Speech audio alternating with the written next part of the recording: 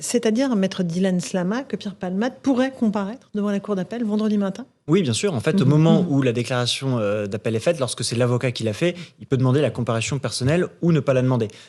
Lorsque c'est le parquet qui l'a fait, comme c'est le cas présentement, bien sûr, il peut tout à fait comparaître. Comme ça, il s'explique devant les magistrats, les 3 magistrats, effectivement, qui vont devoir se pencher sur le dossier pour décider si oui ou non l'ordonnance qui a été prise par le juge des libertés et de la détention était pertinente. Donc, ils peuvent soit la confirmer, soit l'infirmer. D'accord. Et ça, c'est une décision qui est prise, j'imagine, en concertation avec les médecins. Les avocats et les médecins, docteur Davido, vous êtes addict de l'ONU, on ne peut pas laisser un patient aller comparaître devant une cour d'appel sans l'aval des médecins qui le suivent. C'est une situation trop compliquée pour que je puisse donner mon avis sur la question. En général, ce que je vous ai dit, la justice ne s'implique pas dans ce genre de prise en charge dans les addictions, même s'il y a souvent des répercussions à cause de la prise de produits. Donc là, je pense que ça me dépasse au niveau de la réponse à la question. Je pense que de toute façon, il faut que la personne soit en capacité de pouvoir comparaître, donc de toute manière, médicalement parlant. Donc oui, il y aura toujours besoin d'un avis médical, mais je ne sais pas si cet avis médical va relever de l'équipe de Paul Brousse, en l'occurrence, ou d'un médecin extérieur qui a été saisi par la justice. D'accord. Un médecin indépendant qui serait un expert. C'est cette question-là que je me pose. Alors, Maître Slama ? Je précise juste une chose, de plus en plus, dans ce type d'affaires et devant la chambre d'instruction, on a recours à la visioconférence. Ça veut dire que de plus en plus, pour être clair, en fait, il s'agit souvent d'éviter d'extraire, parce que c'est très compliqué, d'extraire de maisons d'arrêt, parfois maisons d'arrêt de province. La personne peut être détenue à Orléans ou même dans le sud de la France et son tribunal se situe à Paris. Donc c'est très compliqué. Donc de plus en plus, on a recours à la visioconférence, ce que très souvent, moi, en tant qu'avocat, je déplore un petit peu, parce que ça enlève quand même le contact et je trouve que ça déshumanise un petit peu la justice. Mais dans certains cas, ça peut être utile et pertinent d'avoir recours à la visioconférence. François Pupponi. Si je peux permettre que les avocats vont quand même, s'ils veulent que Pierre Palmade vienne, ils vont quand même demander l'avis au médecin en disant est-ce qu'on peut le faire sortir, parce qu'il est quand même en soins. Donc si effectivement les médecins de Paul Brousse disent non, sincèrement, on vous le déconseille complètement. Ça, c'est les avocats qui peuvent dire on voulait faire venir notre client, mais les médecins nous ont conseillé de ne pas le faire. Oui, ça peut être d'ailleurs une stratégie de défense. Auquel cas, la visioconférence pourrait être règle nécessaire. le problème. Sur la vidéo, vous confirmez effectivement? Bah oui, non, tout à fait. Par contre, ça nous arrive très bien de déconseiller à tel patient d'aller à tel rendez-vous parce qu'il n'est pas en santé pour. Mais ça s'arrêtera là, je pense. Et je pense qu'ils ne se mêleront pas pour autant de la prise en charge judiciaire. Ils diront juste il ne peut pas aller au rendez-vous. C'est plutôt ça l'idée. Vous êtes addictologue, je le disais. Là, on est sur un cas où il y a des multiples addictions. Est-ce que l'addiction aux stupéfiants peut mener à une addiction au sexe et une addiction à la pédopornographie? Alors, tout est possible. Comme je le dis souvent, une addiction peut amener à une autre addiction. Ça fait partie des comorbidités, les co-addictions. On a beaucoup parlé des comorbidités avec le Covid. C'est exactement pareil en addictologie et en psychiatrie. Souvent, quand vous avez une addiction, vous êtes à risque d'avoir des comorbidités et psychiatriques et addictologiques. Parfois, elles sont déjà présentes. Parfois, elles sont effectivement secondaires à une addiction. Bien entendu, il y a des substances qui désinhibent plus facilement les patients et qui les désinhibent de manière comportementale et qui peuvent plus impacter sur l'aspect comportemental. Les addictions, vous me parlez d'addictions sexuelles, ce sont des addictions qui ne sont pas internationalement reconnues dans les classifications. Néanmoins, elles sont à l'étude. Elles ont failli d'ailleurs intégrer notre système de classification internationale il y a quelques années. Ça changerait quoi en fait si ça pas grand-chose en vérité, parce que nous, on parle d'addiction entre nous, on parle d'addiction sexuelle, ça existe. Pourquoi ça existe? Parce qu'on a les mêmes signes que lors de la prise de produits.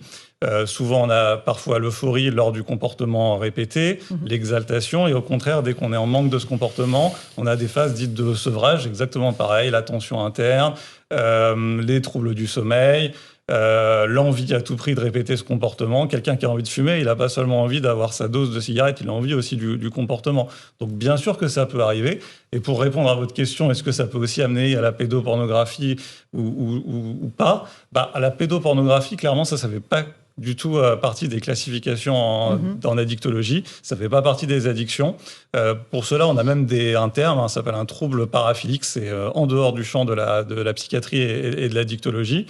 Et ça n'empêche pas que les sujets qui peuvent en arriver à la pédophilie peuvent souffrir au préalable d'addiction sexuelle et que c'est un moyen d'assouvir, entre guillemets, leur pulsion. Mais je veux dire, l'un n'empêche pas l'autre. Ça ne veut pas dire qu'il est forcément, d'ailleurs, Monsieur Palmade, addict sexuel. Et c'est pas pour ça qu'on pourrait poser un diagnostic d'une addiction plutôt qu'une autre. Donc, c'est pas impossible.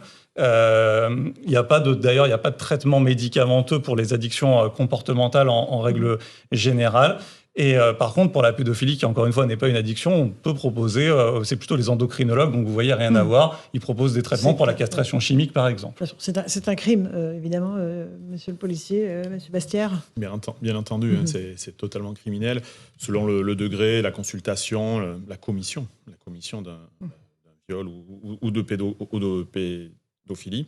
Oui, là on est sur des faits, et comme vient de le dire le docteur, ça sort du champ de l'entendement même. Voilà. Un dernier mot là-dessus, docteur.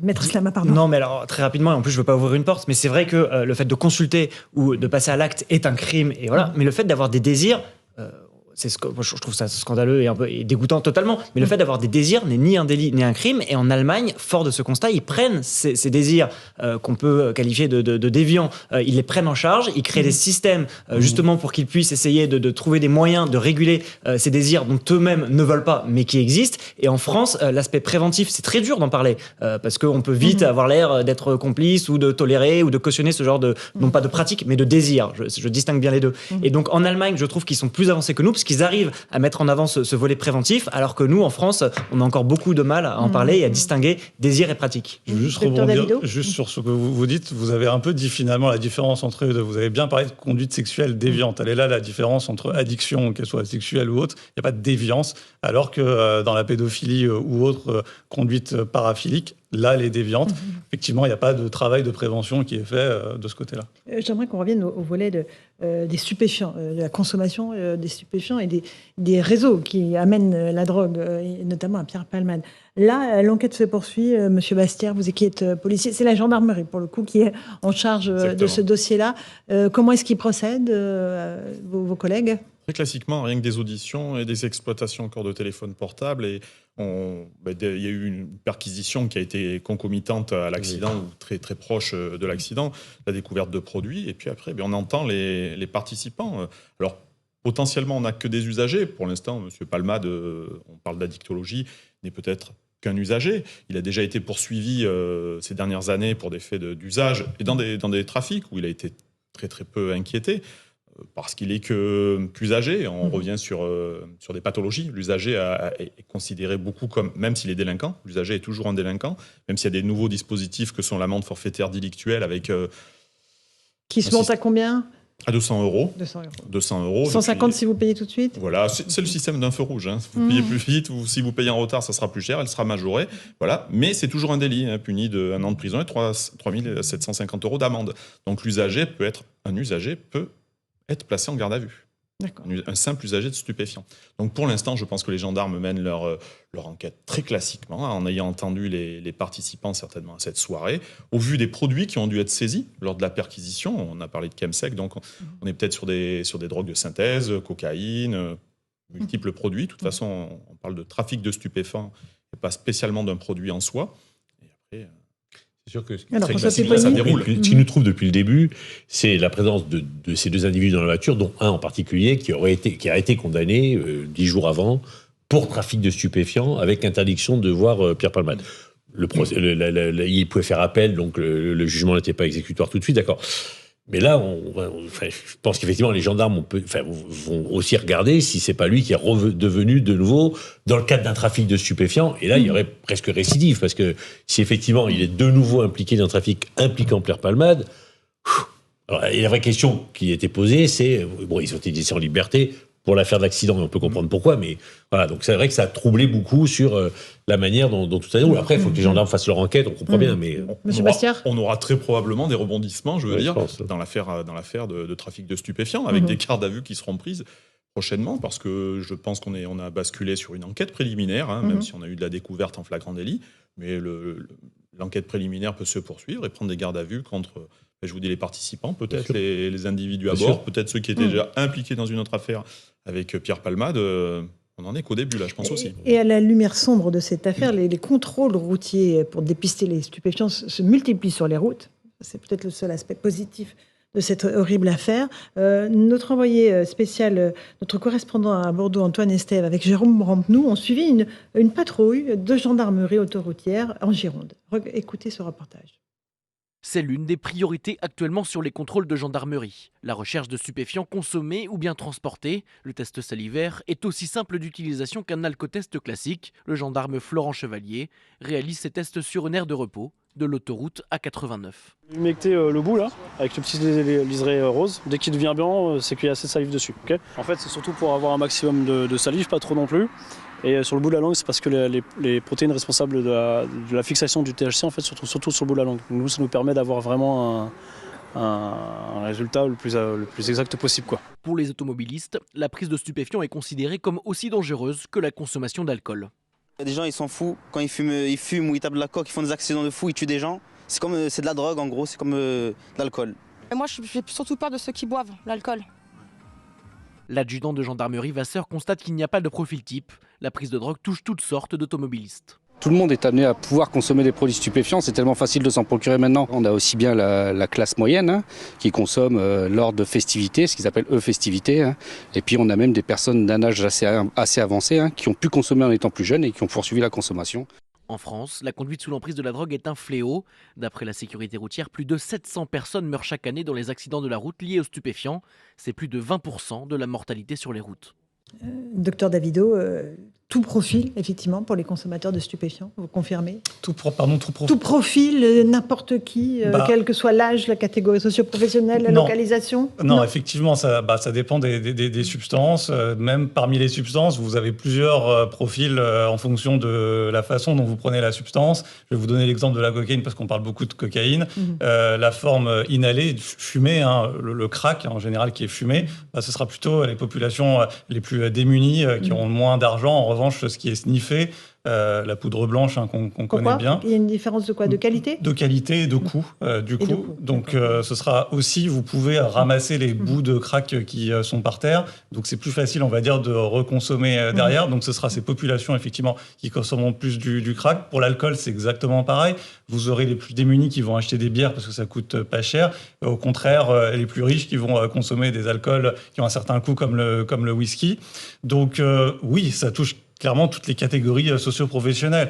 Et pareil, au niveau des sexes ratios, que ce soit les hommes ou les femmes, par exemple, on a beaucoup parlé de chemsex, de comportements sexuels répétés avec prise de substances qui peut entraîner une addiction.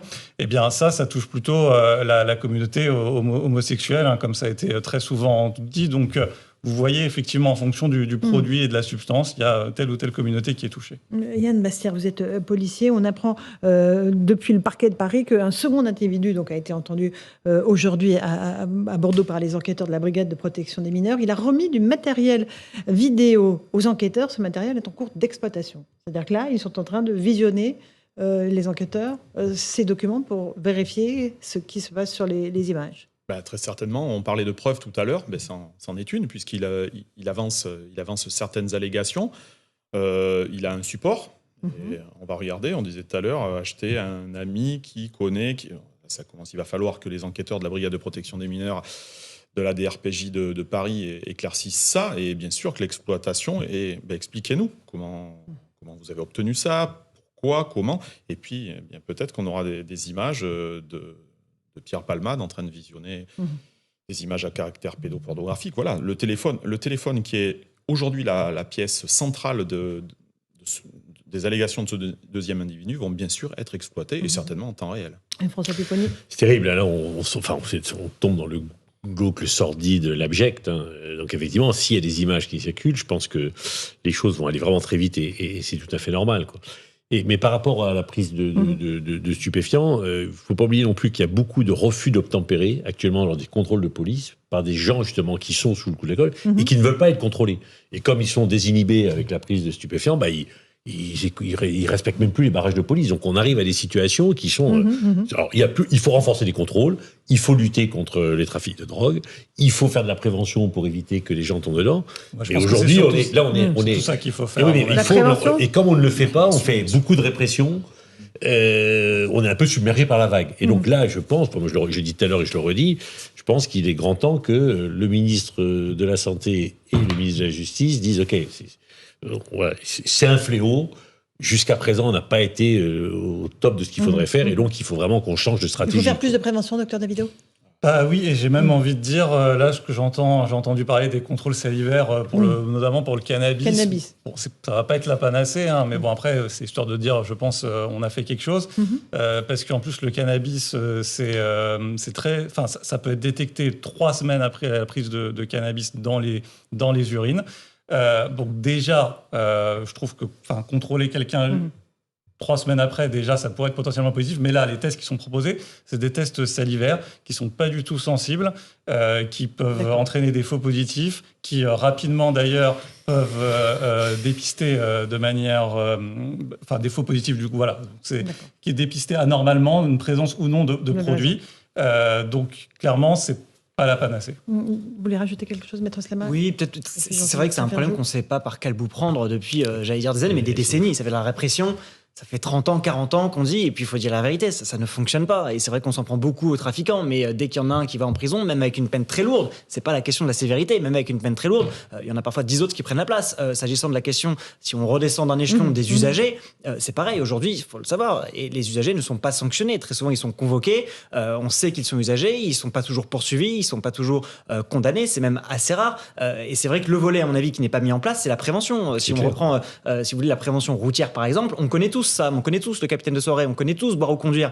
S'agissant de stupéfiants, on a l'impression que comme c'est interdit, c'est suffisamment dissuasif. Mais bon, si vous voulez, une dissuasion répressive, lorsque la répression pour les gros ne marche pas et que pour les petits, elle n'existe même pas, la répression et l'interdiction légale, évidemment, ça suffit pas. Donc il faut se tourner du côté de la prévention. Et notamment, j'ajouterais au ministère de la Santé et de la Justice, moi j'ajouterais même le ministère de l'Éducation. Bien sûr. Sébastien Ferjou, un petit mot ? Non, mais effectivement, il y a cette difficulté sur la prévention, tout simplement parce que ça pourrait paraître encourager ou en tout cas acter de fait des comportements sociaux. Mais je pense que de toute façon, ça existe, donc il faut le prendre en compte. Ça a quand même marché sur l'alcool. Il y a moins de gens en état d'alcoolémie aujourd'hui, en tout cas contrôlés en état d'alcoolémie, que ce qu'on connaissait il y a un certain nombre d'années. Mais surtout, sur cette enquête-là, moi, je pense que ce qui est important, c'est qu'elle soit menée avec la plus grande pédagogie, la plus grande clarté possible. Parce qu'il se trouve, et on est une société où le doute existe beaucoup, qu'elle entre regarder pédopornographie, statut particulier des élites ou consommation de drogue ou les soupçons qui ont été posés sur le fait que l'enquête pourrait être menée de manière plus favorable ou moins sévère pour Pierre Palmade, ce qui n'est absolument pas le cas. Mais tout ça entre en résonance avec beaucoup de préoccupations de gens qui ne croient plus en la parole publique. Vous savez que les accusations de pédophilie des élites, regardez, même Vladimir Poutine en parlait encore dans son discours aujourd'hui. Ce matin. Et ça n'est pas un hasard s'il le fait, parce qu'il sait que ça trouve un écho chez des gens qui doutent des démocraties occidentales. Donc c'est pour ça que cette affaire, elle est effectivement glauquissime, mais il faut qu'elle soit menée avec la plus grande clarté pour éviter justement qu'on entretienne dans des dérives. Ces doutes-là. D'autres dérives. Monsieur Bastière, le mot de la fin. Oui, la prévention, bien sûr. Et parmi tout cela, la prévention, les policiers et les gendarmes. Nous avons des FRAD, les formateurs relais antidrogue chez les gendarmes, et les les PFAD, policiers formateurs antidrogue. J'accroche alors que j'en suis un. Pour aller dans les écoles, il y a ça. Et je veux juste rappeler que c'est peut-être un petit signal. J'ai participé et le CESE vient de produire un rapport. Conseil économique et social. Voilà, tout à fait. Et on a vu ces dernières années, en 2022, une inflexion de l'usage de cannabis. Alors que depuis ces 30 dernières années, ça montait. C'est peut-être juste un signal. Mais c'est à prendre en compte et à prendre au sérieux. Bien sûr. C'est à voir. Merci beaucoup à tous les 5 d'avoir participé à Punchline. Dans un instant,